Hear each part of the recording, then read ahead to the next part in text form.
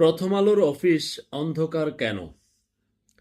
আমি সবসময় স্বাধীন সাংবাদিকতার পক্ষে, সৎভাবে সাংবাদিকতার পক্ষে, যদিও আমি নিজে সাংবাদিক না।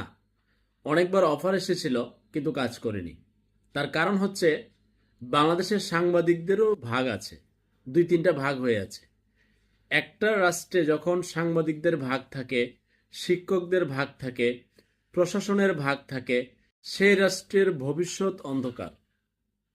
আমাকে ব্যক্তিগতভাবে যারা চেনেন, এই যে বর্তমানে ডক্টর ইউনূসের সরকার দেশ পরিচালনা করছে, এর মধ্যে দেখেন ভূমি অফিসে ঘুষ চলছে, চাঁদাবাজি চলছে, দখলদারিত্ব চলছে। ঠিক আগের মতোই বলা যায়, কিছুটা হয়তো কমেছে। আমি কিন্তু বলছি এগুলো। এখন হয় কি, একটা পক্ষ নিয়ে নেয়। হয় ধরেন আগের সরকারের